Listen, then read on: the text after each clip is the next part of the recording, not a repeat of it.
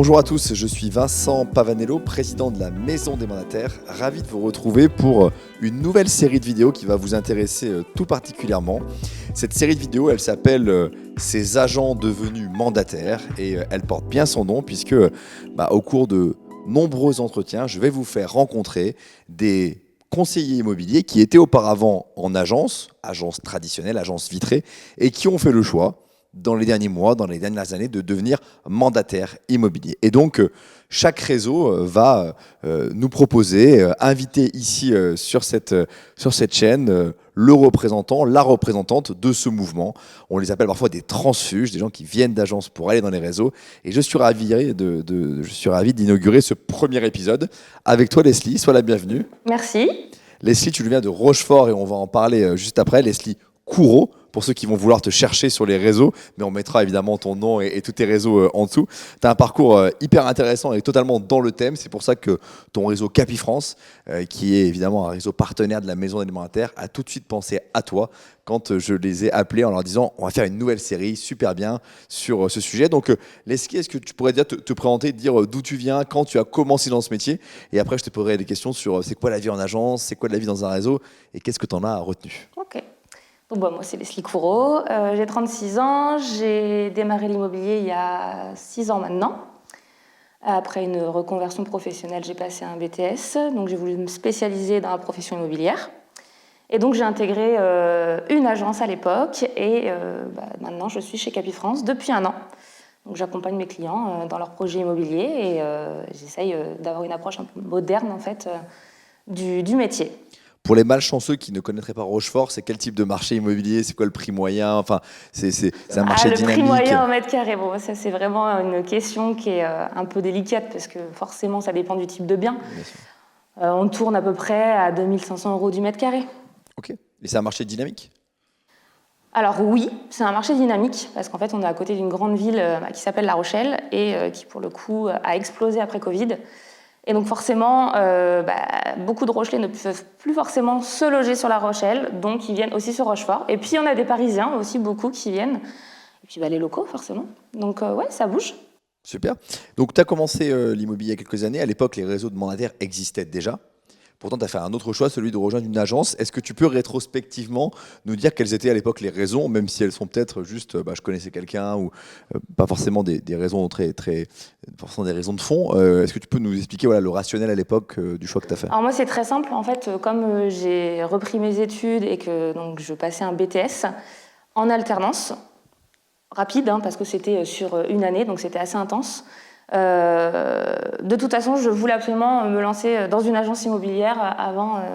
J'avais même pas idée d'être mandataire en fait à l'époque.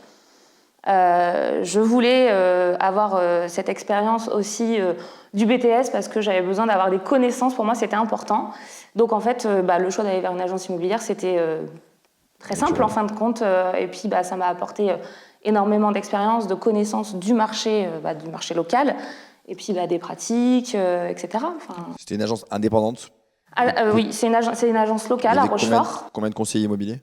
Alors, il y avait ma responsable, et puis on était deux conseillers immobiliers, et ensuite une troisième nous a rejoints. Donc c'était une petite agence locale très sympa. Donc, c'était une petite agence locale très sympa. On les salue s'ils nous regardent, et j'en doute pas que tu as appris plein de choses. Tu es resté combien de temps? Je suis restée 4 ans et demi. Alors, il y a eu période Covid en plus, donc ça se mélange un peu dans ma tête, mais oui, je crois que c'est ça. Donc c'était très bien. En plus de ça, ma responsable, elles avaient toutes beaucoup d'expérience, plus de 20 ans d'expérience. Les deux avec qui j'ai beaucoup évolué en fait avaient des expériences différentes, une façon de travailler différente, je dirais. Donc moi en fait ça m'a permis de voir vraiment beaucoup de choses et puis finalement de me faire ma propre expérience, voilà. Très clair. Donc, tu étais agent commercial? Oui, j'étais déjà indépendante. J'étais déjà indépendante. Jamais été salarié. Ouais. Ça marchait bien pour toi? Tu faisais combien de ventes par an ou les ordres de grandeur? Enfin, Alors, c'était pour moi le plus compliqué, c'est la rentrée de mandat. Ça a toujours été le cas. Pour moi, c'est un peu pas ma bête noire, mais de toute façon, après, il n'y a pas de secret. Dans l'immobilier, si on ne rentre pas de mandat, on ne vend pas. Donc, c'est ce qu'il y a de plus difficile. Malgré tout, je rentrais quand même quelques mandats. Après, ce qui est bien en agence, c'est qu'on peut vendre les biens des autres. Je ne saurais pas te dire combien je pouvais rentrer par an, en fait. ça change d'un mois à l'autre, d'une année à l'autre, donc c'est délicat de dire. Vous partagiez plus les mandats et donc... okay. Oui, on partageait, ouais. Donc tu étais agent co, je ne sais pas si tu peux nous partager ça, c'était quoi la part de la commission que tu touchais, entrée et sortie, et peut-être qu'on va expliquer. 50-50. C'est du classique, hein, donc je rentrais un mandat, je faisais entrée-sortie, c'était 50% pour moi, 50% pour l'agence. C'est ça. Et puis sinon, si c'était ou une entrée, une sortie, 25%.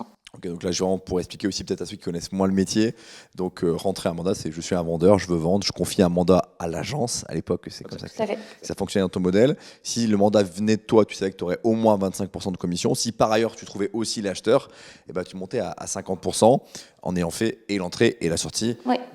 En ayant fait une bonne partie du travail. Mais ce modèle de rémunération, il te convenait pendant quelques années.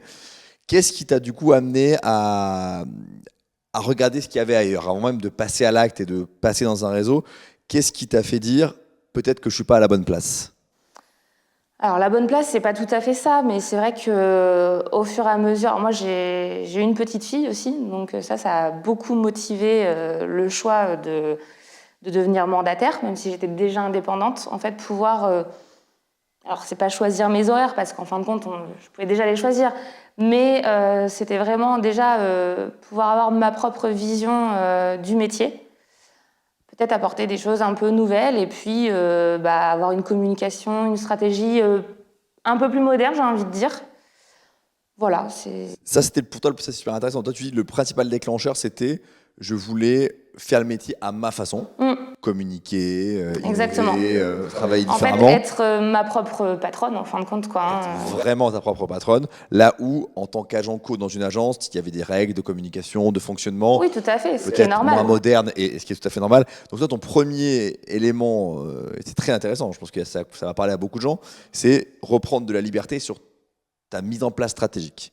Exactement. Ça, c'est ton premier élément. Ouais. Et ton deuxième élément, c'était une gestion du temps aussi qui était un peu différente, parce que tu parlais de ta fille. Tu peux nous en dire un peu plus, parce qu'en tant qu'agent co, tu avais des contraintes quand même un petit peu horaires, ou en tout cas, il y avait une liberté que tu avais un peu moins? J'avais quand même une liberté, mais c'est vrai que là, je m'organise vraiment exactement comme je l'entends. C'est très bête, hein, mais si j'ai besoin de faire un rendez-vous personnel... à un moment, j'ai pas besoin de prévenir et je me sens plus libre en fait. Enfin, voilà. Et c'est un modèle qui me convient mieux parce que j'ai un esprit très indépendant de base. Donc pour moi, ça c'est presque pas imposé, mais c'était logique en fin de compte que j'aille vers le milieu des réseaux de mandataires. Quoi. Ouais, très intéressant, c'est un sujet qui me passionne parce que essayer de comprendre pourquoi les gens bougent. Et donc là, pareil, j'essaie ce que tu te dis au fond, c'est sur le papier, tu avais la même liberté qu'avant, parce qu'à la fin, avant, tu faisais déjà ce que tu voulais, mais dans la vraie vie, tu te sens... C'est ça, c'est se sentir en fait... Quand tu dis j'ai pas besoin de prévenir, ça veut tout dire en fait, j'ai pas besoin de prévenir. Oui, t'appelles pas le patron de Capifrance quand tu veux prendre un rendez-vous. Bon, on le salue, Philippe. Je peux l'appeler s'il veut, je pense qu'il s'en fiche. On salue Philippe Buyens, qui est un habitué de cet appartement et de ces tournages. Non, mais c'est très clair la façon dont tu le dis. Et donc, je veux travailler avec ma propre stratégie. 2, je veux me sentir plus libre. Et ça, je pense que tu l'exprimes très bien. Et le sujet de la rémunération est venu en 3 ou il est même pas venu du tout? C'était pas mon moteur, mais bien entendu, c'est évident, hein, de toute façon. Après, je vais pas le cacher, moi, à l'agence dans laquelle j'étais, je ne donnais rien. Enfin, là, on verse un pack. Enfin, tous les mois, on donne de l'argent pour un pack. Là-bas, j'avais rien à verser. Ouais. Donc, ça pouvait s'équilibrer. Mais, enfin, c'est vrai que là, dans le réseau, bien sûr, on est mieux rémunéré. Ça, c'est sûr. T'es passé plutôt à 70 plus. T'es à combien là? Là, comme c'est ma première année, j'avais pris le petit pack pour voir un petit peu ce que ça donnait. Donc là, je suis sur 63%, je crois que c'est ça. Okay. Oui, c'est ça. Voilà. Et puis, du coup, c'est évolutif en fonction... aller à 70. Exactement, en fonction du chiffre d'affaires. Ouais. Et donc, entre 50 et 70%, effectivement, le prix du pack est vite absorbé. Je pense que c'est les statistiques. Tu me donnais un peu tes chiffres, on en parlera de début d'année. Et puis, en plus de ça, le pack est quand même très... Enfin, moi, je le trouve intéressant. Vraiment, la diffusion est topissime. Et ça, je m'y retrouve vraiment par rapport à l'agence, pour le coup. Où, il y avait moins de diffusion? Bah oui, parce qu'en fait, c'était une agence locale, donc forcément, enfin, je veux dire, les coûts sont carrément exorbitants en fait pour pouvoir diffuser sur les sites La d'annonces. diffusion, c'est les grands portails immobiliers que vous connaissez, le Se Loger, Le Bon Coin, Bien Ici. Voilà. Voilà, on salue les autres, Le Figaro, Imo. Ouest France, chez vous, c'est très fort. Ouais, bien ici aussi pas mal. Mais c'est vrai que dans une agence locale, il faut avoir un sacré budget pour pouvoir être sur tous ces sites, ce qui n'était pas le cas. Et là, je trouve ça hyper intéressant. La diffusion, je la trouve vraiment géniale, quoi. Très clair. Ok, donc ça, c'est ce qui explique qu'à un moment donné, tu as voulu switcher et tu l'exprimes bien, et la rémunération vient en troisième argument, on va dire, même si j'imagine que On va pas se maintenant, cacher, c'est très compte. important, hein, Ah, c'est la base quand même. Attends, c'est ton expérience à toi. Mais ça faisait pas partie que de Très l'élément principal. Ouais. Des réseaux monétaires, il y en a plein. Pourquoi Capi plutôt qu'un autre? Je crois que tu avais des bonnes sources d'informations, tu te dis. Ouais, des super sources. Bon, simplement, en fait, quand j'ai pris cette décision de quitter l'agence, je me suis dit, bon, alors qu'est-ce que je vais faire? Où est-ce que je vais aller, surtout? Parce que je voulais pas me planter. C'était une période qui était pas très facile, l'année dernière, l'immobilier. Donc, le but, c'était de pouvoir continuer quand même dans l'immobilier. Donc, j'ai fait une étude, clairement. Et je me suis tournée sur Internet, naturellement, et je suis tombée sur la maison des mandataires.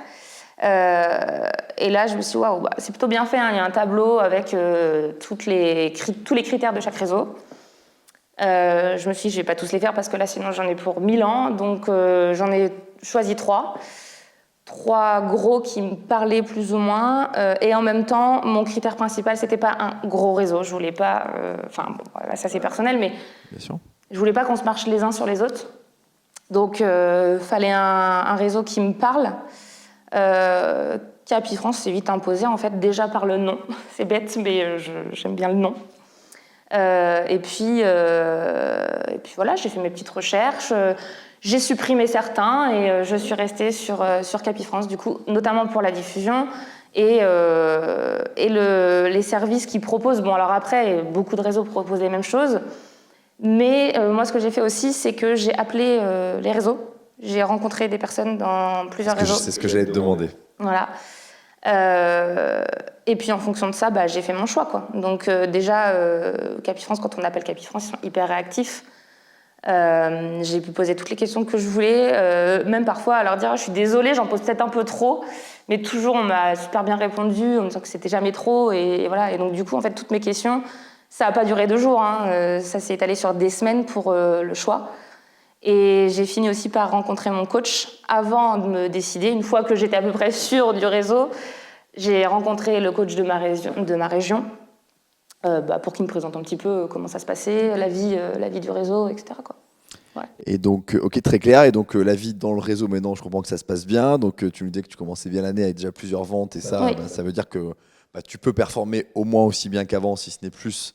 Je pense que tu en es vraiment l'exemple. Je crois qu'on va se voir bientôt à la convention. Donc, c'est aussi des choses qui sont nouvelles par rapport à une agence locale qui, par définition, ne peut pas privatiser le Futuroscope. C'est pas possible. Voilà. Alors, je ne sais pas quand est-ce que sortira la vidéo. Peut-être juste quelques jours après ou quelques jours avant. Je ne sais pas. Ça, on verra avec notre monteur. Mais en tout cas, je comprends que tu vis bien la vie de réseau. Peut-être la dernière question que j'ai envie de te poser, c'est quel conseil tu donnerais aux gens qui sont en agence encore, qui soient salariés ou indépendants et qui peut-être se posent des questions assez proches de celles que tu t'es posées toi-même. Renseignez-vous, rencontrez des gens, franchissez le pas. Qu'est-ce que tu leur dirais? Qu'est-ce qu'ils veulent vraiment déjà? Est-ce que parce qu'en fait, forcément, le fait d'être mandataire et d'être indépendante, ça porte bien son nom. C'est-à-dire qu'en fait, on est quand même seul au quotidien. Alors moi, ça me convient. Et puis de toute façon, on voit des clients, on est toujours en visite, etc. Donc on voit du monde. Moi, ce qui m'a motivée aussi, c'était ma stratégie de communication. Donc, on n'en a pas parlé, mais moi, j'ai fait une formation, qui n'a rien à voir avec Capi France, etc., sur les réseaux sociaux pour faire des vidéos immersives. Ça, c'est vraiment ce que j'avais envie de mettre en place, mais je ne savais pas trop comment le faire. Et puis, je suis tombée sur une formation qui est géniale, d'ailleurs, qui m'a permis, en fait, d'appréhender ça et de pouvoir me lancer. Et je l'ai fait en parallèle de mon entrée chez Capi France. Et ça, vraiment, pour moi, ça a été un moteur parce que être mandataire, c'est très bien, mais il y en a plein. Il y en a énormément. Et moi, j'avais vraiment besoin de me différencier. Et c'est comme ça, en fait, que j'ai trouvé un petit peu pas ma voie, parce que c'est encore récent et nouveau. Mais en tout cas, c'est ce que je propose à mes clients et j'adore faire ça. C'est pas toujours évident parce que forcément, c'est un exercice nouveau. J'essaye de me mettre un petit peu en scène dedans aussi, donc enfin en scène, c'est un grand mot. On mettra le lien vers une des vidéos. Alors ouais, si tu veux. Et voilà, en fait, faut se lancer. Si on se lance pas, on peut pas le savoir. Il faut un peu de courage, mais franchement, je regrette pas du tout. Et si on a une appréhension, il faut peser le pour, le contre, et puis on a vite la réponse en fin de compte. Merci beaucoup Leslie d'être venue témoigner ici sur la chaîne YouTube de la Maison des Mandataires. Je pense que ce que tu as vécu et les choix que tu as faits, je pense que beaucoup de gens les font en ce moment ou vont les faire. Donc c'est très éclairant. Puis j'ai bien aimé ta première réponse sur je voulais faire le métier comme je voulais le faire. C'est vraiment ça que je retiendrai de cette interview. J'espère à bientôt sur cette chaîne pour un prochain interview. Merci à toi. Profite bien de ton week-end parisien. Pour l'instant, il fait beau, tout arrive, n'est-ce pas? On se voit à la convention. On salue tous les capiciens qu'on verra à la convention. Merci à vous de nous avoir suivis. Je vous dis à très bientôt pour un nouvel épisode de notre nouvelle série, Ces anciens agents devenus mandataires. J'espère que vous serez nombreux à nous suivre. Merci.